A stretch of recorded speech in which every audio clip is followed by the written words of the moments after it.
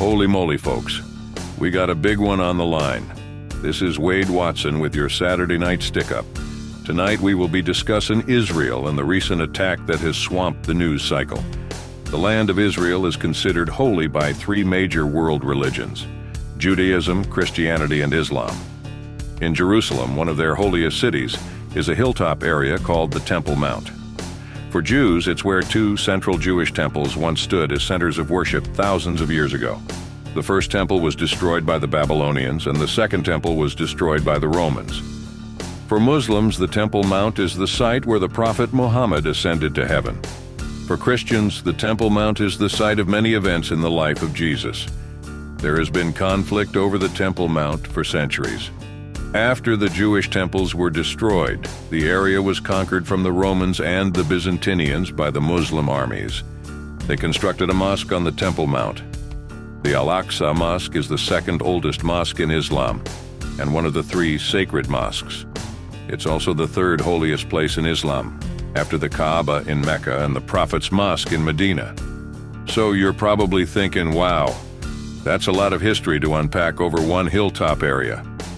Well, when your core belief about life revolves around this one area, you would probably be pretty desperate to keep control of it. In the late 1800s, a movement started called Zionism that aimed to create a homeland for Jews in Israel, because many faced persecution in Europe. After World War II and the Holocaust, the United Nations decided to split the area into two new states, one for Jews and one for Arabs.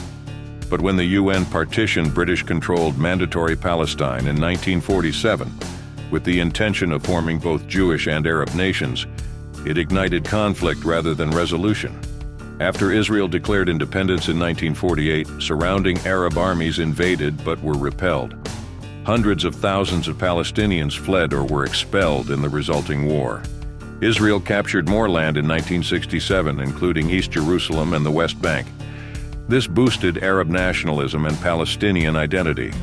Frustration with the ongoing Israeli occupation and lack of a Palestinian state sparked the first Intifada in 1987. The Israeli-Palestinian conflict saw two prominent periods of Palestinian uprising called the Intifadas. The first Intifada, from 1987 to 1993, began as widespread civil disobedience like general strikes and tax refusal, expressing the population's desire for independence through non-violent means. However, as the Israeli occupation continued and international attention was sought, clashes grew more violent with stone throwing. Nearly a decade later, the Second Intifada erupted in 2000 in response to contested Israeli government visits to the Al-Aqsa Mosque. This time, resistance employed devastating suicide bombings and attacks in revolt against the ongoing military control. Israel reacted harshly via closures and live ammunition, fueling heavy casualties on both sides. While gradually ending, the Intifadas powerfully asserted Palestinian nationalism. The Gaza Strip is a small Palestinian territory along the Mediterranean coast near the Suez Canal that has been a focal point of the Israeli-Palestinian conflict, with repeated clashes between Israel and the militant group Hamas, which controls Gaza. Major conflicts erupted in 2008, 2012, and 2014, causing substantial casualties and damage. Gaza's situation impacts issues like borders, security, Jerusalem's Temple Mount, Palestinian political unity, and the broader peace process. Groups in Gaza have resisted Israeli occupation during the first and second Intifadas. No one wants to return to an Intifada-like situation, with spasms of Palestinian suicide bombings and severe Israeli military crackdowns. During the Second Intifada, militants started employing rockets into their arsenal, as they described them as counterattack weaponry to fight against the imposing Israeli blockade of Gaza. Over time, these rockets have gotten more powerful, and a large rocket defense program called the Iron Dome was created by Israel and funded by the United States. Other militant groups have attacked Israel as well, and these defense systems and border blockades have proved to keep some peace for a while.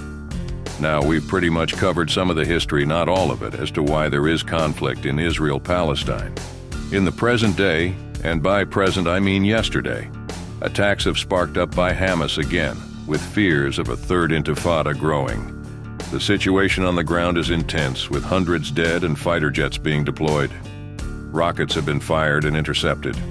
We hope for peace in this tense area, but as you have learned tonight, this conflict is not as straightforward as it seems. We hope you enjoyed this report. This is Wade Watson, Volt News Network. Good night.